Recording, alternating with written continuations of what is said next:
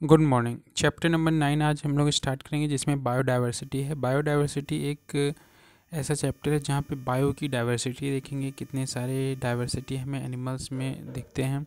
Biodiversity जो अर्थ पे है उसमें बहुत सारे million of distinct biological species हमें मिल सकते हैं, और ये जो जितने भी स्पीशीज़ हैं ये सभी एक सिंगल सेल से बन के आए हैं। और जो प्रोडक्ट है 4 बिलियन ईयर्स में जो इवोल्यूशन हुआ है उसमें जो स्पीशीज़ हैं वो डाइवर्सिफाई हुए हैं अपने एडेप्टेशन के अकॉर्डिंग, जो नेचुरली सेलेक्ट हुए हैं। बायोडाइवर्सिटी एक variety of life variety of life है जो पृथ्वी पे पाई जाती है, जिसमें सारे ऑर्गेनिज्म आते हैं, चाहे स्पीशीज़ और उनकी पॉपुलेशन। जो जेनेटिक वेरिएशन आ रहा है इन सभी में, उसी की वजह से जो कॉम्प्लेक्स असेंबलीज बनती जाती हैं कम्युनिटीज़ की इकोसिस्टम के अंदर, और ये आपस में इंटर रिलेटेड होती हैं जीन्स के द्वारा, क्योंकि जीन्स जो होती हैं वो डीएनए से परफॉर्म होता है और फिर आगे प्रोटीन्स बनता है। और इस तरीके से ये जीन्स जो हैं स्पीशीज़ में वेरिएशन लाती है, म्यूटेशन होता है, रिकम्बिनेशन होता है स्पीशीज़, और जो इकोसिस्टम में फिर ये इंटरैक्ट करती हैं अपने इन्वायरमेंट के साथ। अब जो यही लाइफ जो है इसे बायोडाइवर्सिटी कहते हैं। अब जो बायोडाइवर्सिटी है वो जहाँ पे वेरिएबिलिटी होती है, मतलब वेरिएशन आते हैं, वेरिएशन अमंग लिविंग ऑर्गेनिज्म। जो लिविंग ऑर्गेनिज्म है उसमें वेरिएशन आते हैं फ्रॉम ऑल सोर्सेज, चाहे उसमें सभी सोर्सेज से इंक्लूडिंग उसमें टेरेस्ट्रियल आएंगे, मैरीन भी आते हैं, और एक्वेटिक इकोसिस्टम और इकोलॉजिकल कॉम्प्लेक्स भी आते हैं। इसमें सभी जो डाइवर्सिटी है with in the species level, between species और इकोसिस्टम, ये यूनाइटेड नेशन समिट हुई थी 1992 में, उसी में बताया गया था कि जो अब हमें क्या करना है कि ये जो डाइवर्सिटी है ये ख़त्म ना हो जाए, कंजर्वेशन और सस्टेनेबल यूज़ करना है बायोडाइवर्सिटी का।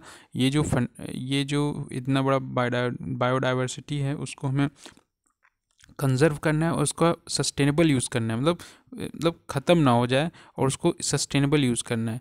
और ये जो है बायोडाइवर्सिटी हमें डेली लाइफ जो डेली हमारी लाइफ है और जो हमारी लाइवलीहुड है वो डिपेंडेंट है, जो ट्राइबल एरियाज़ हैं उन सब की भी लाइफ इन पे डिपेंड। और इसलिए हमें ये जो रिसोर्सेज हैं उसको बहुत ही फैमिलियर वे से, जो इनकी फैमिलीज़ हैं, जो कम्युनिटीज़ हैं, जो नेशंस हैं, और जो फ्यूचर जनरेशन है वो डिपेंड करेगी कि हमारा लाइवलीहुड कैसा होगा।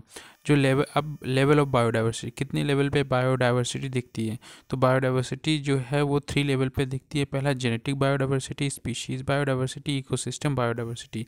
पहले हैं कि इस जेनेटिक बायोडाइवर्सिटी जो है वो वेरिएशन इन जीन्स से रिलेटेड है। एक पर्टिकुलर स्पीशीज़ में बहुत सारी जीन्स होती है जिसमें वेरिएशन, जैसे मैंगो बहुत तरीके के होते हैं, एक ही मैंगो के अलग अलग पेड़ का अलग अलग फ्लेवर होता है। तो ये जो वेरिएशन आ रहा है फ्लेवर का वो जो है उसके जीन्स की वजह से है। अब जैसे एक ही डॉग की बहुत सारी वैरायटीज़ होती हैं, German dog, German shepherd dog, इस तरीके से इंडिजीनियस डॉग। तो ये जो एक वेरिएशन जीन कहाँ रहा है, जेनेटिक डाइवर्सिटी है ऑल स्पीशीज़ लेवल पे देखी जाती है, जो अडेप्ट करते हैं अपने चेंजिंग इन्वायरमेंट के साथ।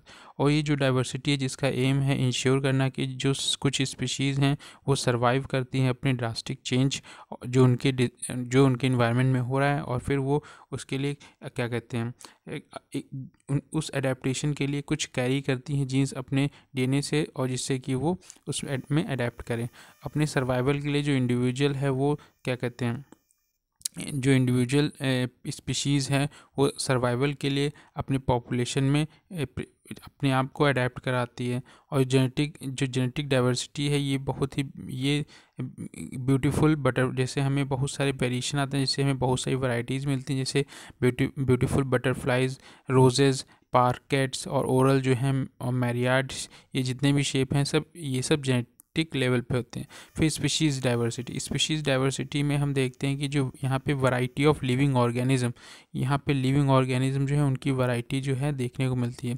स्पीशीज़ डिफ़र कर सकता है फ्रॉम वन अनदर, और इसमें क्या होता है कि जेनेटिक मेकअप जो होता है डू नॉट इंटरवीड इन नेचर।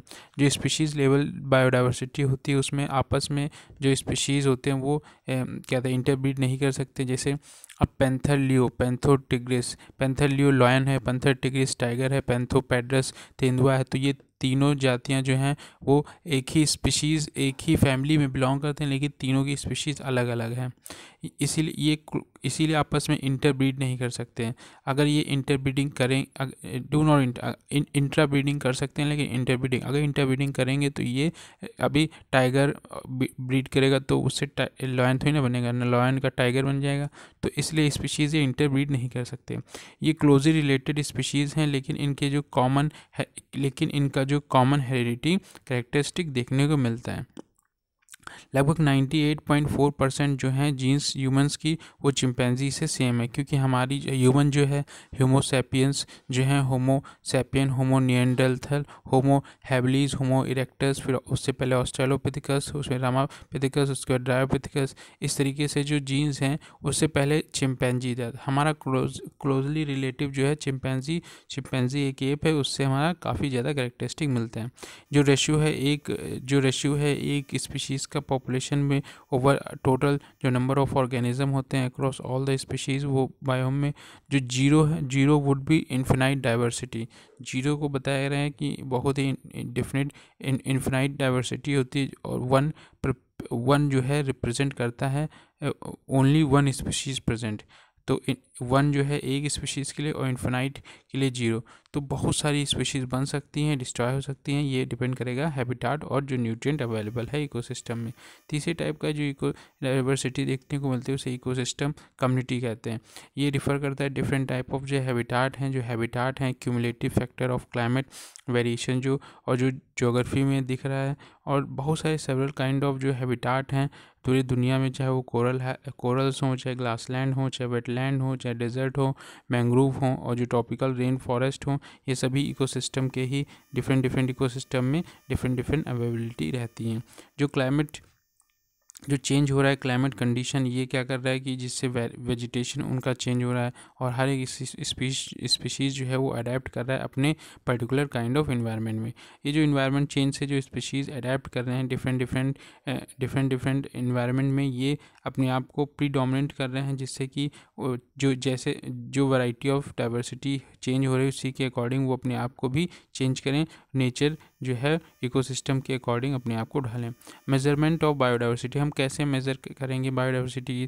तो बायोडाइवर्सिटी को मेज़र कर सकते हैं दो मेजर मेथड, एक है स्पीशीज़ रिचनेस और स्पीशीज़ अवेयरनेस। स्पीशीज़ रिचनेस से मतलब है किस एरिया में कितनी ज़्यादा स्पीशीज़ रिचनेस है, और स्पीशीज़ अवेयरनेस जो है वो डिपेंड करेगी कि वहाँ पे कितने ज़्यादा ऑर्गेनिज्म सर्वाइव कर सकते हैं। पहला है स्पीशीज़ रिचनेस, तो ये मेजर की जा सकती है number of species found in a community, किसी कम्युनिटी में कितने नंबर ऑफ स्पीशीज़ पाए जा सकते हैं। तो इसमें पहला है अल्फ़ा बीटा।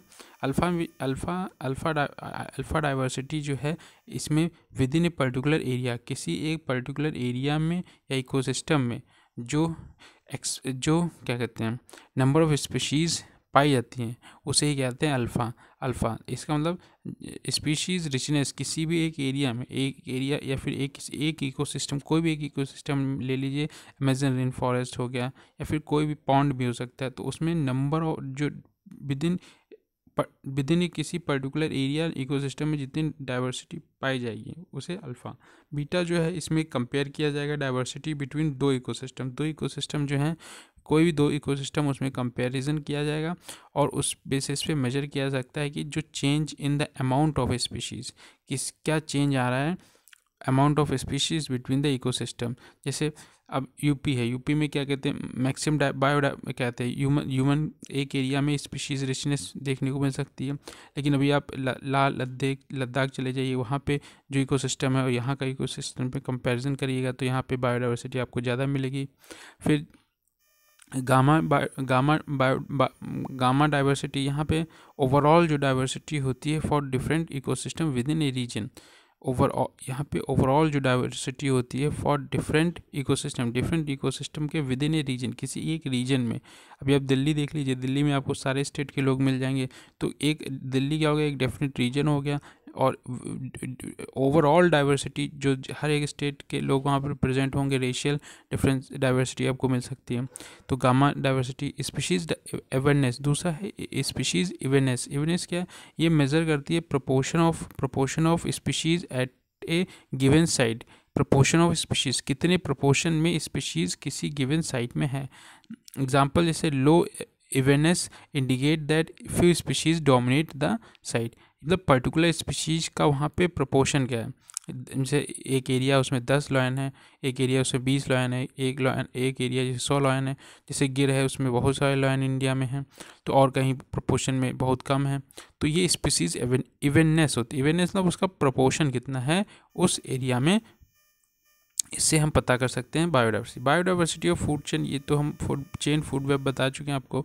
तो बायोडाइवर्सिटी जो होती है जहाँ पे बिल्डिंग ब्लॉक है, जो बायोडाइवर्सिटी बिल्डिंग ब्लॉक जो है प्लांट, एनिमल और ह्यूमंस में, उस ये सभी आइडेंटिकल होते हैं और ये सभी 4 एलिमेंट से बने होते हैं। आपको पता है carbon, oxygen, nitrogen, hydrogen. Carbon oxygen जो होते हैं, कार्बन ऑक्सीजन नाइट्रोजन फॉस्फोरस ये डीएनए में होते हैं। प्रोटीन्स में कार्बन, ऑक्सीजन, सल्फर, हाइड्रोजन होते हैं। और ये जो सभी प्लांट होते हैं, सभी बिल्डिंग ब्लॉक, इनका सबका एक ही होता है। जो एलिमेंट्स प्रेजेंट होते हैं एनवायरनमेंट में, एयर, वाटर, सॉइल, ये सभी ओनली ग्रीन प्लांट जो हैं ये एब्जॉर्ब करते हैं नाइट्रोजन फ्रॉम द सॉइल और रूट और सनलाइट, वाटर, जिससे क्या होता है ये फोटोसिंथेसिस करते हैं, इसलिए इनको प्रोड्यूसर्स कहते हैं। लेकिन जो एनिमल और ह्यूमंस जो प्लांट से और अदर एनिमल से अपना फूड, उसे कंज्यूमर कहते हैं। जो चेन है लिंक करती है दूसरे को, उससे फूड चेन या फूड वेब कहते हैं। अब जो जितने भी लिविंग क्रिएचर्स होते हैं वो सभी फूड चेन के द्वारा जुड़े होते हैं, और जो फूड चेन होती है उसके बाद आपस में ये सिंपल या कॉम्प्लेक्स डिपेंडिंग करते हैं इन्वायरमेंट के बेसिस पे, और इस तरीके से फूड वेब बनाते हैं। लेकिन बहुत सारे एग्जांपल हैं, जैसे ग्रास होपर जो ईट करता है ग्रास को, और उसके बाद वो ईट करता है फ्रॉग के एग को भी, स्नेक जो होता है ईट करता है फ्रॉग को, इससे रोडेंट को। जो इम्पॉर्टेंस है ईच और एवरी जो क्रिएचर है वेब में जो जितने भी ऑर्गेनिज्म है उसका सबका अपना एक इम्पॉर्टेंस है, और किसी एक के विलुप्त हो जाने से सारी चीज़ें डिस्टर्ब हो सकती हैं। अब जो फूड चेन है ओनली जो प्रोड्यूसर्स हैं वो नेगेटिव रिजल्ट ला सकते हैं, leading to the destruction of the species. अगर प्रोड्यूसर्स कुछ चेंज होता है तो पूरा चेन जो है वो डिस्टर्ब हो जाएगा। हर समय जो स्पीशीज़ हो रहे हैं एक्सटिंक्ट हो रहे हैं, every time species become extinct, और जो चेन है वो ब्रोकन होती जा रही है। बहुत सारे स्पीशीज़ हैं इंक्लूडिंग ह्यूमन, ये क्लोज़र होते जा रहे हैं एक्सटिंक्शन के, क्योंकि बहुत ज़्यादा डिस्ट्रक्शन हो रहा है आज इन्वायरमेंट में। इस सर्विस प्रोवाइडेड बाय बायोडाइवर्सिटी, जो बायोडाइवर्सिटी हमें सर्विस प्रोवाइड करती है, इसमें बहुत सारे नेचुरल सर्विसेज जो ह्यूमन को मिलती हैं। पहला इकोसिस्टम सर्विसेज, जिसमें प्रोटेक्शन ऑफ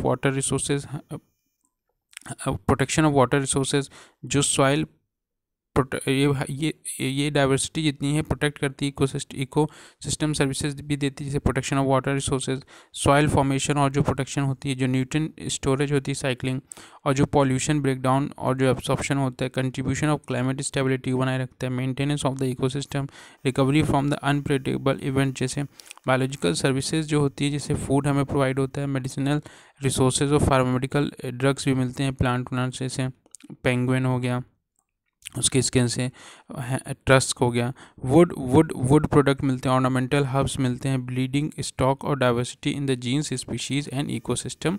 और उसके बाद सोशल सर्विसेज भी मिलती हैं, जो रिसर्च, एजुकेशन और मॉनिटरिंग करी जाती है, रिक्रिएशन और tourism, culture values. Causes of biodiversity loss, क्या कारण है कि जो बायोडाइवर्सिटी लॉस हो रहा है।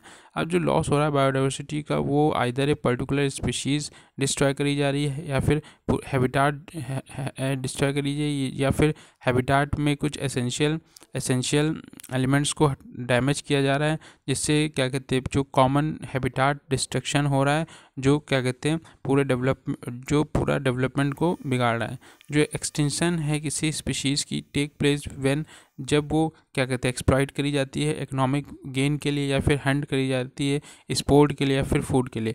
तो जो हम स्पीशीज़ को हंट कर रहे हैं, या फिर इकोनॉमिक गेन हो गया, जिससे उससे इकोनॉमिक गेन कर सकते हैं, फिर अपने हंटिंग कर सकते हैं, या फिर स्पोर्ट, जैसे स्पोर्ट के तौर पे ट्राइबल एरियाज़ में, या फिर फूड के तौर पे जो जॉर्वी ओंगी और ये जो एंडमानीज लोग यूज़ करते हैं फूड के तौर पे एक्सटेंशन। अभी वो हंटर और गैदरर हैं। जो एक्सटेंशन हो रहा है स्पीशीज़ का वो क्या कहते हैं, ड्यू टू इन्वायरमेंटल रीज़न जैसे इकोलॉजिकल सब्सटीट्यूशन या फिर बायोलॉजिकल फैक्टर्स या फिर पैथोलॉजिकल कॉजेज़। 3 कॉजेज़ हो सकते हैं, फिर इकोलॉजिकल सब्सटीट्यूशन उसकी जगह कोई हो रहा हो, या फिर बायोलॉजिकल फैक्टर या फिर पैथोलॉजिकल कॉजेज़ बाय नेचर।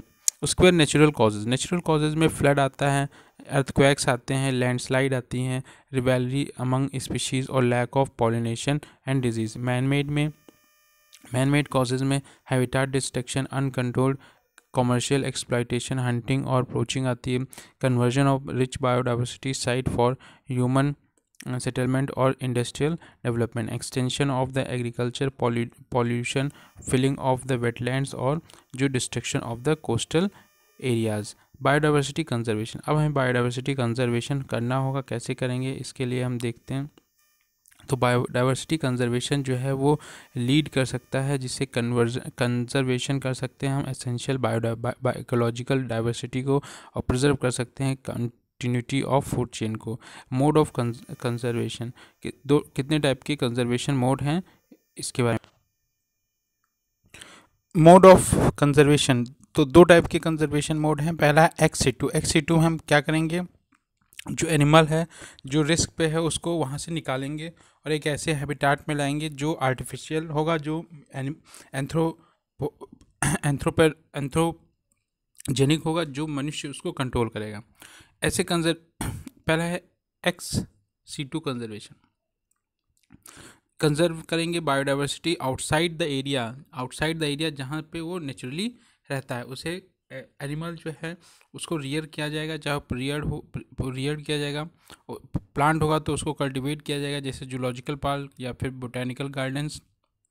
इसको रीइंट्रोड्यूस किया जाएगा एनिमल या प्लांट को उसके हैबिटेट में फ्रॉम जहाँ से वो एक्सटिंक्ट हो रहा है।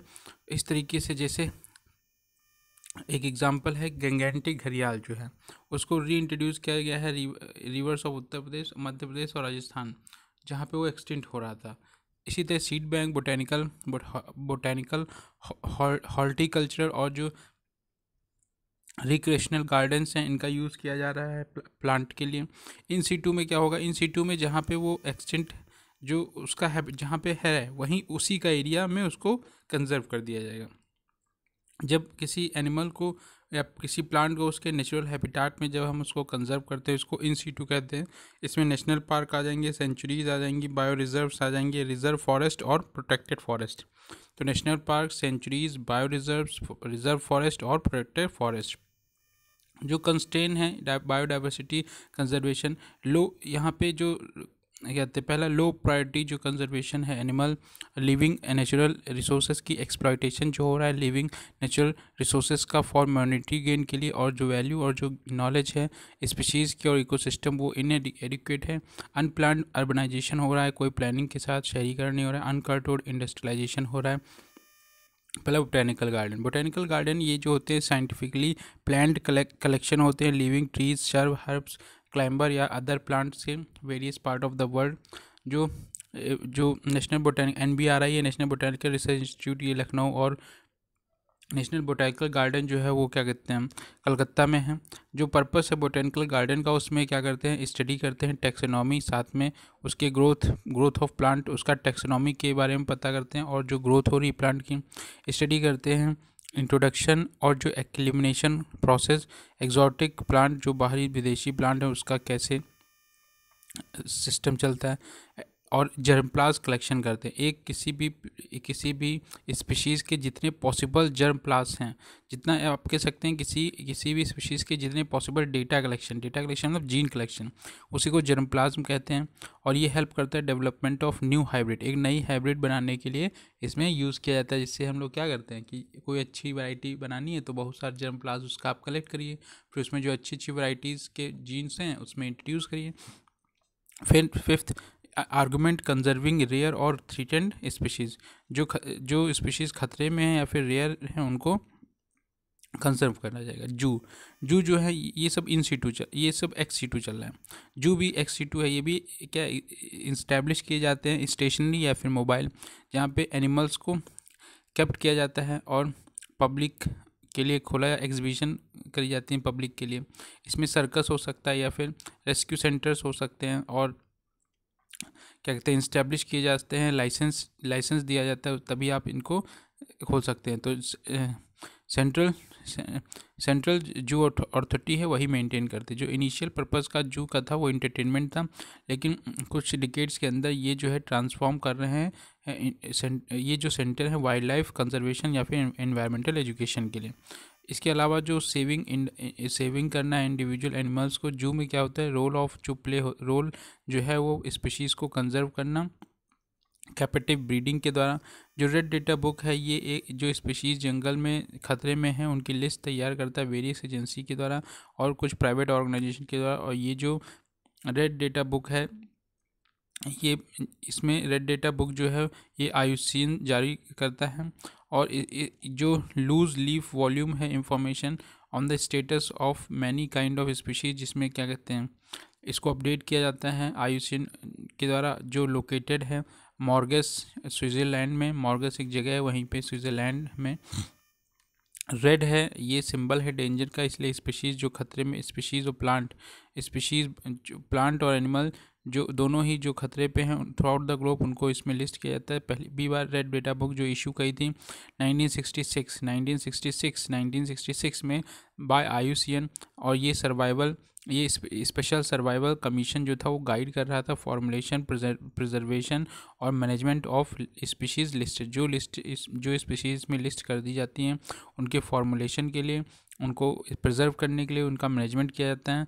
और ये जो बुक है इंफॉर्मेशन ऑफ इंडेंजर्ड एनिमल्स, ये जो बुक है इंफॉर्मेशन गैदर करती जो इंडेंजर्ड एनिमल्स मैमल्स हैं और जो बर्ड्स हैं और जो एक्सेसिव एक्सटेंशन की कगार पे हैं, ऐसे ग्रुप ऑफ एनिमल प्लांट को जो प्रोमिनेंट ऑर्गेनिज्म है फेसिंग एक्सटिंक्शन। जो पिंक पेज होते हैं, इसमें रेड पेज हो गया, उसके बाद पिंक पेज जो होते हैं वो क्या कहते हैं जो क्रिटिकली इंडेंजर्ड है उनके लिए पिंक पेज यूज़ किया जाता है। पिंक पेज में क्रिटिकली इंडेंजर्ड और जो जिनका स्टेटस स्पीशीज़ का चेंज करना है या फिर new page send to the subscriber.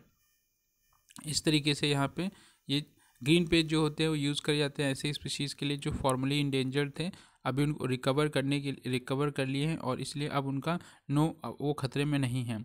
अब इनको पिंक पेज से ग्रीन में चेंज किया जाता है। अब यहाँ पे आप देखेंगे कि यहाँ पे जो स्पीशीज़ हैं IUCN की कैटेगरी सबसे पहले ऑल स्पीशीज़ जितने भी स्पीशीज़ हैं या फिर वो क्या होंगे नॉट एलिवेटेड, और दूसरा है एलिवेटेड में अब जिनका डेटा सफिशिएंट अभी नहीं है और जिनका डेटा सफिशिएंट है। फिर यहाँ पे देखेंगे कि लीस्ट कंसर्न जो एडिक्वेट डेटा जिनका लगभग डेटा ठीक ठाक है, और ये जितने एडिक्वेट डेटा वाले हैं ये एक्सटेंशन रिस्क पे हैं। सबसे लीस्ट कंसर्न जो बहुत कम है नियर थ्रेटेड खतरे के कगार पे हैं लेकिन अभी खतरे में गए नहीं हैं। थ्रेटेड जो खतरे में हैं जिसमें वर्नेबल इंडेंजर्ड और क्रिटिकली इंडेंजर्ड जो VEC कह सकते हैं। तो वर्नेबल इंडेंजर्ड क्रिटिकली ये सब खतरे में, और उसके ऊपर जो एक्सटेंट इन वाइल्ड और एक्सटेंट जो वाइल्ड में एक्सटेंट हो चुके हैं और जो पूरी तरीके से एक्सटेंट हो चुके हैं। तो हमें यहाँ पे जो थ्रेटेंड कैटेगरी है उनको पढ़ना है जो कि वर्नेबल इंडेंजर्ड और क्रिटिकली इंडेंजर्ड। अब जो क्राइटेरिया है रेड लिस्ट कैटेगरीज होती है उसमें पहला है पॉपुलेशन रिडक्शन। अगर उनका पॉपुलेशन रिड्यूस हो रहा है, रिस्ट्रिक्टेड जोग्राफिकल रेंज और उनका जो जोग्राफिकल रेंज है वो भी रिस्ट्रिक्ट हो रहा है, स्मॉल पॉपुलेशन साइज और डिक्लाइन हो रहा है, और जो वेरी स्मॉल और रिस्ट्रिक्टेड पॉपुलेशन बहुत ही स्मॉल और बहुत रिस्ट्रिक्टेड पॉपुलेशन क्वान्टिटेटिव एनालिसिस करने पे जो क्वान्टिटेटिव थ्रेशोल्ड ये इंपॉर्टेंट है। जो IUCN क्लासिफिकेशन है ऑफ कंजर्वेशन प्रायोरिटीज़ में मैंने बताया एक्सटेंट जो बिल्कुल गायब हो चुके हैं, जिन टेक्सॉन एक टेक्सॉन इज एक्सटेंट जब कोई भी उसका रीजनेबल डाउट ना हो और लास्ट इंडिविजुअल जो है वो डाइड हो चुका है, और जो टेक्सॉन है प्रीज्यूम एक्सटेंट हो चुका हो एग्जॉस्टिक सर्वे के बाद भी ये अभी उसके हैबिटाट या कहीं भी अप्रोप्रिएट है डायनल, सीजनल, एनुअल, थ्रू हिस्ट्री हर एक रेंज में कहीं भी रिकवर ना किया हो, जिसका कोई भी रिकॉर्ड ना रह गया हो, उसे एक्सटेंट कहेंगे। एक्सटेंडेड इन वाइल्ड मतलब ऐसा कोई एनिमल जो एक्सटेंट तो हुआ है लेकिन वो अपने वाइल्ड एरिया में जंगली हैबिटेट में एक्सटेंट हो गया, लेकिन अभी सर्वाइव कर रहा है कल्टीवेशन या फिर कैपेटिव या नेचुरलाइज्ड वे में, well outside the past range. अब ये जो टेक्सॉन है ये प्रिज्यूम करेगा ऐसे जो extent in the wild when exhaustive survey is known.